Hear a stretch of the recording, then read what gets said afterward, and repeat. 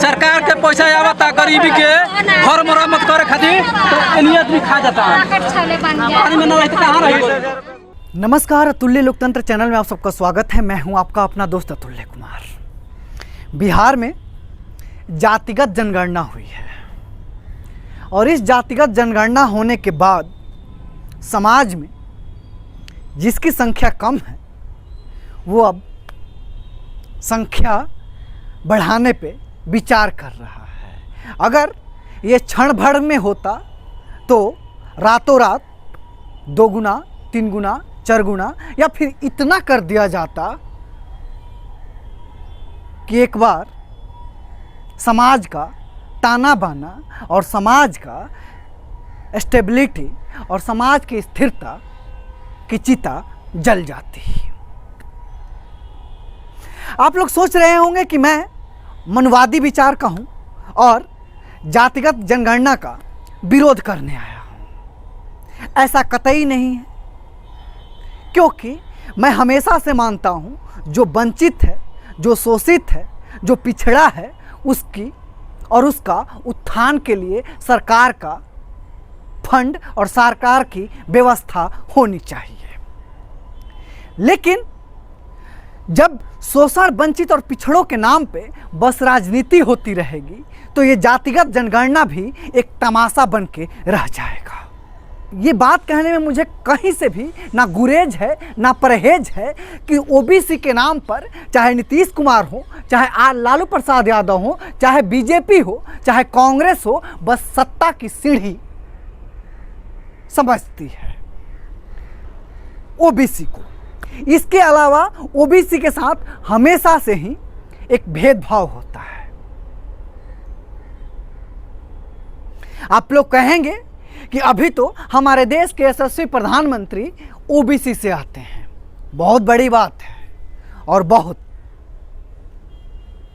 स्वाभिमान की भी बात है, लेकिन उससे कहीं ज़्यादा स्वाभिमान और बड़ी बात यह है कि हमारे देश के यशस्वी प्रधानमंत्री जब एक संवैधानिक पद पे हैं तो किसी ना कास्ट को रिप्रेजेंट करते हैं, ना किसी एक धर्म को रिप्रेजेंट करते हैं, वो एक पूरे राष्ट्र को रिप्रेजेंट करते हैं। अगर हम प्रधानमंत्री मोदी से तुलना करें कि प्रधानमंत्री मोदी ओबीसी से होकर वहाँ पहुँच गए, तो मैं कहना चाहता हूँ कि ओबीसी में 2000 से ज़्यादा जातियाँ हैं। मैं कहना चाहूँगा कि ओबीसी में आज भी करीब 800 से ज़्यादा जातियाँ हैं कि ओबीसी का रिजर्वेशन का नाम तो सुना होगा लेकिन यूज नहीं किया है।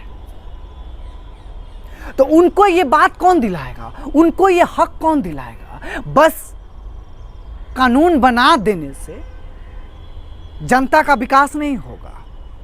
जनता का विकास करने के लिए नेताओं की अपनी सत्ता की भोग और सत्ता की हवस और सत्ता की लालच की बलि चढ़ानी होगी। नहीं तो तमाम ऐसे व्यवस्थाएं हैं, तमाम ऐसे कानून हैं, तमाम ऐसे फंड हैं कि जन शोषित, वंचित और पिछड़ों के लिए हैं और उनके नाम पर राजनीति करने वाले मालामाल हो जाते हैं। मुझे नाम गिनाने की और नाम बताने की जरूरत नहीं है। गरीबों का मसीहा बन के आते हैं और पता नहीं कब कुबेर बन जाते हैं। ये तो हमारे देश के जो रक्षक हैं वही भक्षक की जब भूमिका में आ जाते हैं। रक्षक कहने का मतलब ये है राजनेता। हमारे जो देश के प्रहरी हैं, वीर सैनिक, उनके नाम पर भी राजनीति करने से बाज नहीं आते। तो अभी मैं बात कर रहा था कास्ट सेंसस पे, जो जातिगत जनगणना हुई है। कितने लोगों के पेट में मरोड़ आ रहा है और छाती पे सांप लौट रहा है कि ये जातिगत जनगणना समाज का ताना बाना खराब कर देगा। मुझे भी लग रहा है कि ताना बाना खराब हो रहा है, इसलिए कि आज भी जो दलित है और पिछड़ा है, अगर किसी शहर में रहने के लिए जाता है तो जो मकान मालिक है सबसे पहले उस इंसान की जाति पूछी जाती है। जाति के नाम पर उसका किरायादार बनाया जाता है, जाति के नाम पर उसको नौकरी मिलती है, जाति के नाम पर उसको लेबल में रखा जाता है। अपने साथ बिठाया जाता है। अगर मेरी जाति के हो तो तुम यहाँ तक आने के लिए काबिल हो, अन्यथा तुम सुअर के बेड़ों में रहने के लिए ही पैदा हुए हो और वहीं मर जाओगे। इस वीडियो के देखने के बाद कई लोग मुझे ये भी कहेंगे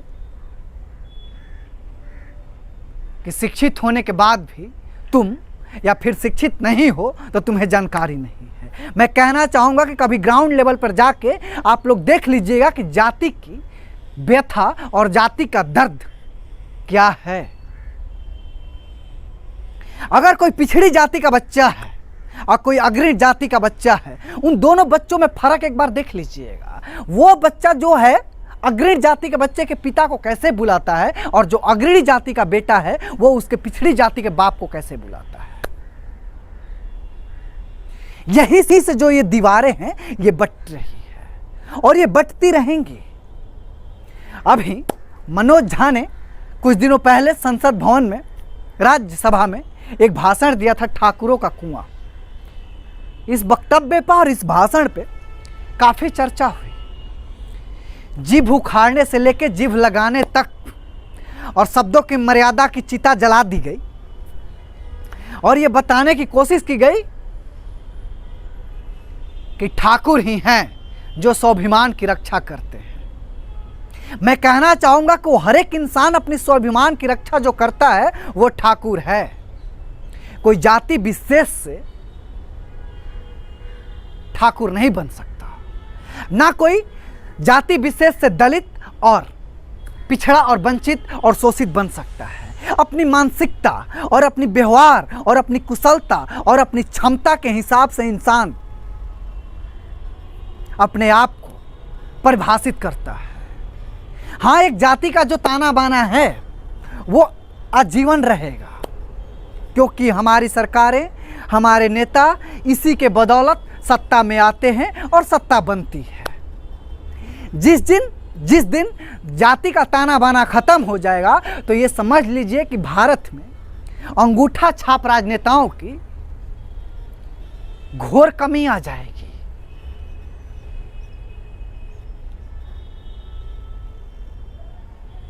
अभी बहुत ऐसे शिक्षित और बहुत ऐसे पढ़े लिखे लोग कह रहे हैं कि हमारे समाज का ताना बाना खत्म हो गया है।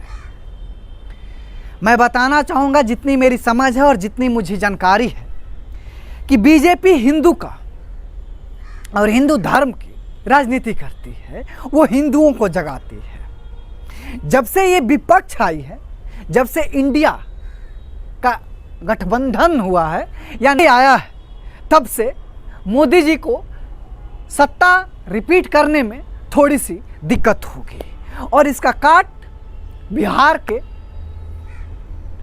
जो सुशासन कुमार हैं, नीतीश कुमार हैं, जो कि जनता के नज़रों में और जनता उनको कुर्सी कुमार और इवन उनके साथ जो महागठबंधन के पार्टी में आरजेडी है वो भी उनको पलटू कुमार और कुर्सी कुमार के नामों से सब सुशोभित और संबोधित करती है। उनके नेतृत्व में पूरा विपक्ष एक ईडी अलायंस बन गया और उसके बाद से मोदी जी को थोड़ी सी दिक्कत होने लगी। अब जब दिक्कत होने लगी तो मोदी जी हिंदू का और हिंदू धर्म की राजनीति करते हैं। इसके अलावा और कोई राजनीति करने के लिए उनके पास और उनकी पार्टी के पास मुद्दा नहीं है। अब इसी काट का रास्ता ढूंढा गया कि धर्म को ही जाति में बांट दिया जाए।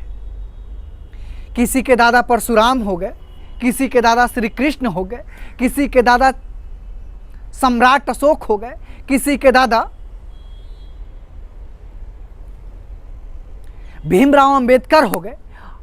लेकिन ये दादा बनाने वाले लोग की इच्छा शक्ति और इनके अंदर की इंसानियत की चिता और मानवता कभी ही जल चुकी है। बस धर्म और झंडा ढोने के ये काबिल हैं, जिनको भी ये दादा और जिनको भी अपने गुरु और जिनको भी ये पूर्वज अपना मानते हैं और जिनके लिए भी आस्था और प्रेम है, अगर उनके दिए हुए पद चिन्हों पे चलने की मद्दा और क्षमता होती तो हमारे देश के किसी राजनेता को ये कहने की जरूरत नहीं होती कि हम राम राज्य लाएंगे।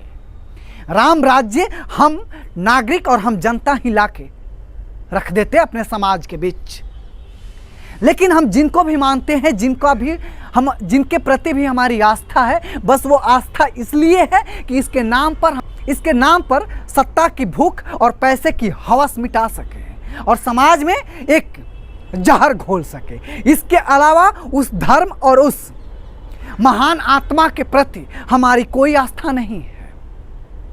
नहीं तो डॉक्टर भीमराव अंबेडकर हो, चाहे भगवान श्री राम हो, या फिर महात्मा गांधी हो, या फिर नथुराम गोडसे हो, या फिर कोई सरदार वल्लभ भाई पटेल हो, चाहे देश के ऐसे तमाम महान नेता और महान आत्मा हो, उन्होंने कभी नहीं कहा कि मेरी प्रतिमा लगाओ, मेरी मूर्ति लगाओ और इसके लिए लड़ जाओ और समाज में जहर घोल दो। उन्होंने कहा कि समाज में और समाज की स्थिति और परिस्थिति और दिशा बदलने के लिए समाज को शिक्षित करो, समाज को मजबूती दो और समाज की भेदभाव को खत्म करो। और हो सके तो समाज में जो आगे है, जो पिछड़ा है, उसको ऊपर खींचो और हाथ पकड़ के उसके लिए मार्गदर्शक की भूमिका निभाओ। लेकिन ना ये हमारे देश के राजनेता करते हैं, ना ये हमारे देश के और हमारे समाज के जो कहते हैं कि हम अग्रणी हैं, हम सबसे आगे हैं, वो करते हैं। ये लोग एक सिंहासन और एक समय और एक जगह पे पहुंच के वहां से अपने रौब और अपने शक्ति की आग में पिछड़ा और दबा और कुचला का शोषण और दहन करते हैं। और फिर इसी दहन और इसी शोषण में से एक कोई उभरता है और फिर कहा जाता है कि हम उत्थान करेंगे। लेकिन उत्थान वो शख्स भी नहीं करता। किसी सत्ता और किसी मंजिल और सत्ता की उस सिंहासन और उस शीर्ष पे पहुंच के वहां से फिर उसी नज़र से वो देखता है जहां फिर ऑलरेडी कोई पहुंचा हुआ था और हमारे ऊपर शोषण कर रहा।